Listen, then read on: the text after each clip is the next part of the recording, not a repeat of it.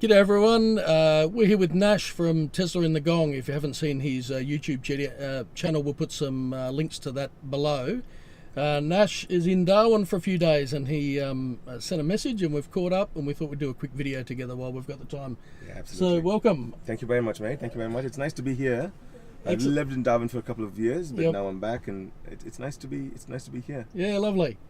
Now, I was going to ask you a few questions about EVs in general. So you've got a Tesla Model X 75D. 75D, Uh-huh. and I think from your videos it's blue. It's blue, yeah. Yep, And it's and white interiors white as well, interior same as as well. yours. Okay, so I was going to ask you a few questions. Like, first up, how did you get into EVs? How did you start looking and thinking about buying an EV? I should say it all started with Elon Musk and his videos and the way he presents the whole idea of going EV to make it a sustainable transport for the world. That's how it all started. So I was really fascinated by it, and then there's something which sort of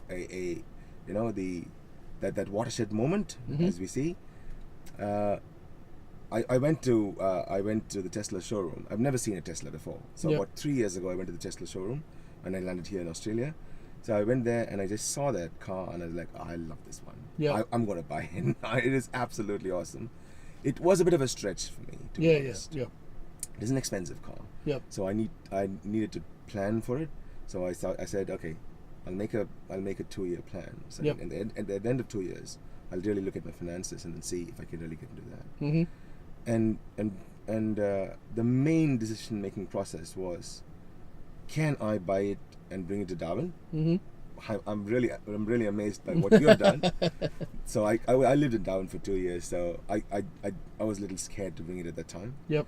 And then the second decision process was the very thought that we are zero emission. Yep. We are zero emission. There's nothing that we send out to the atmosphere Mm-hmm. to pollute it even further. Yep. Yeah, there's a side argument that the electricity we get from is from the fossil fuels, but I'm working on those lines. I've gone solar and stuff like that. Yep. So I'm working on those lines. So that's really fascinating for me. Yeah, okay. And then you moved from Darwin you're down in Wollongong now? That's right. I'm in Wollongong right Yep. now. That was 2 years ago that I moved. After the initial 2 years in Darwin, I moved down to Wollongong. And being in Wollongong, did that influence sort of the specification of the car that you went for? That's right. I got the 75D as opposed to the 100D because the range was not an issue for me. Yep. And I could find a charger at most spots. Mm-hmm. Getting to Sydney is only an hour and a half away, and there are 2 supercharger networks in Sydney, in St Leonard's and the Martin Place supercharger at the place where at the showroom as well. So there are 2 superchargers, and right now they've opened another workshop in Alexandria. Right. And fingers crossed, they say that there would be a supercharger coming up in Alexandria as well very soon. So I'm looking forward to that one. Yeah. So that's 3 superchargers, and there are plenty of destination chargers, Tesla operated and owned destination chargers. Yep. We have 2 separate Tesla owned and operated destination chargers in 2 of the major malls, one in Shell Harbour, another one in Wollongong itself. Yep. And we know there are 2 more destination chargers coming up in 2 other malls very soon. Yep. And the Innovation Centre of Wollongong University, they have a DC supercharger. They have a DC fast charger as well. Right. That is a CHAdeMO and CCS2. Yep. And so for your, I've seen in a couple of your videos, you've gone then a bit south of Wollongong and done a bit of exploring around. How do you find doing that in an electric vehicle? It's absolutely awesome. One, the torque is amazing. Yep. And the roads are fantastic. Yep. And because we live in a sort of a hilly area, and the car keeps recharging. So Yeah. every time I do a Sydney Wollongong trip, I get a 2%. I get a 2% put back. Right. I get a 2% charge on my car. Yep. That is amazing. Which other car can boast that? I mean, there's no ICE car which can boast that it got back 2% of fuel Yeah. on a trip from Wollongong to Sydney. Yep. And no car can say that I did this entire trip in $1.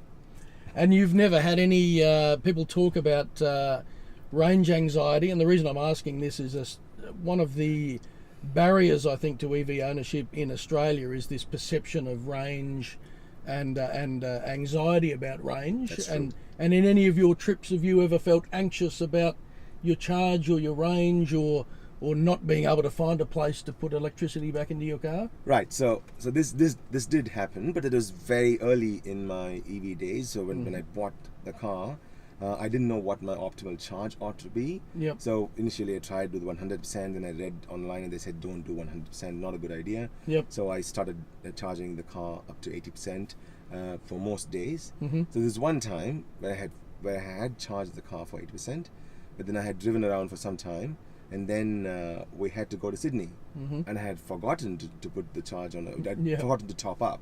Yep. So that is the day when I started the charge at 53%, Yep. and we had to go into Sydney. We had to drive around for a bit. I got lost a bit as well, Yep. and then we had to come back to Wollongong. When we used the onboard map, it said we would have 17% to come back. But then what happened was, in between there was a sort of a semi-accident, so to speak, on the road. So we were held up, and we had to reroute as well. Yep. That time I was really anxious, because Okay. when I reached home, I had 5% Yep. on my battery. Yep. So lesson learned. So now when we go out, we always go and top up somewhere. Yep. We go to a place. We're having a meal anyways. Yep. So we choose a place where there is a destination charger. We plug that in, and then we get about 5 to 10% as a top up during Yep. that 20 minutes of meal or 25 minutes of the meal that we're having, and that's always good. So Yep. there's no I've never had range anxiety after that, so Yeah. I'm pretty happy doing this. And so it sounds like you had sort of one instance where that happened, and now Yeah. you've sort of changed your behaviour a little bit. That's and, right, And it's that's not an right. issue at all anymore. Not at all. It's all about. It's all the whole thing is the learning experience, isn't Yeah. it? So we learn as we drive this. I've never driven this. I've done a lot of research before I got the car. Yep. But this is my first EV. Yeah, yeah. So I'm learning on the job, so to speak. So, Yeah, I think most of us who've sort of taken the plunge and bought an EV, Exactly. you're learning all the time. That's right. That's what we do, and then we meet Yeah. up with friends who have EVs, and they share their experience, and they say, "Oh, this is what I did." Yeah. And then we ask them, "What sort of plugs do you carry? What is the what is your emergency escape hatch?" Yep. So and that's how we learn. So Yeah, that, and then we take it from there, and then we add their experiences to ours, Yep. and then go from there. That's a good point you make. I think that the one of the differences probably between the specification of our car and yours is ours was all about range in That's the Northern right. Territory. There's no superchargers. In fact, there's no DC fast chargers even in the whole Northern Territory. Our closest Okay. one's maybe 3,000 kilometres away. Okay. So all of our specification was about range, Uh-huh. and even in the back of the car now, I've got like a juice booster and things. So I've got Do you? Okay. Yeah, I've got different ways of Okay. plugging in, and that's just, again, it's just learning from other people and then working out, okay, what's the best mix for us for our touring around. Fair Yeah. enough. Okay. Now in Wollongong, are there a lot of other Teslas around? No, they're not. I mean, I would put the number at about 5. So Okay. there is another model, 2 Model X's, another blue with black interiors. Yep. There was a 100D, and another 100D, a grey Model X. So those are Right. the two. Those are 3 Model X's Right. In Wollongong, and I think there are 2 or 3 more Model S. An older 85. Yep. Not the D, so an older 85, and there's Yep. a signature version.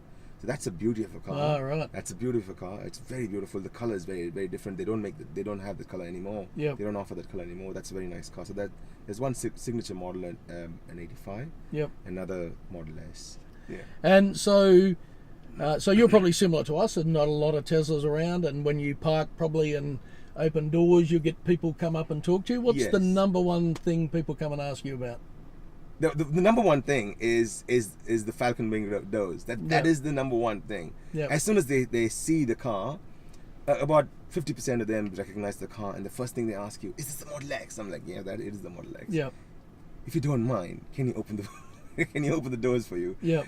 I mess with them a little bit. I open the front doors. I'm like, no, this is not the door we want to see. We want to see the back doors, and that's what we do. So we do get a fair amount of requests for opening and closing the doors, and the kids just love it. The kids just really love it. Yep. I mean, the adults love it too. So it is a head turner. And the second question I get asked is, as soon as the falcon wing doors start to open, Yep. the next question is, will it hit the top? Will it hit the ceiling? Yeah, I'm like, no, it won't. It's fine. Yep. And we have quite low ceilings, and even in our malls. Yep. And at home as well, we have very low ceiling. Yep. And it has been fantastic. It's been perfect till now. There's been no issues whatsoever. Yep. And because the way it's designed, although it's a tad slow to open, Yep. it really is fantastic because we can get inside the car without a problem. Yep. There's no issues, and if you do it, mine's a 7-seater just like yours. Yeah. Oh, yours is 6, is it? 6, okay, yeah, mine's a 7. Yep. So getting into the back row was it's quite easy. Yeah. Even inside a parked garage. So that's pretty brilliant. Yep. Yeah, the way they've done it. So what have you got coming up on your channel? Have you got anything, like, have you got any more trips planned or some things coming up soon? I'm editing a video right now. This is the Soar and Row video where I had fabulous. Yeah, that is fantastic. Yeah. So the Soar and Row event is an event where we give a ride to a Special Olympian. It was a really amazing experience. Yeah. About 23 Teslas got together. Yep. And we ran a pre-event donation drive, and would you believe it? We were number 2. Yes. Overall. Brilliant. So it was Porsche, and then it was us. Yep. That is fantastic. So we collected over $12,000, I think. Yep. So which went into the to help Special Olympians first to go to events and then to lead a great life and then to train and the whole works. Yeah, that's so brilliant. 23 Teslas. So we all met at Sydney Olympic Park, and then our Special Olympians were with us, and then each of us gave. We were in charge of one Olympian.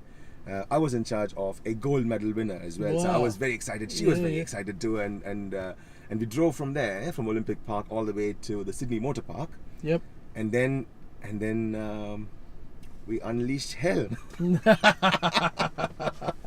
It was fantastic. That was my first time. Yep. It was a great feeling, and then we went into the motor park. It was just pure adrenaline after that. Yeah, it was great.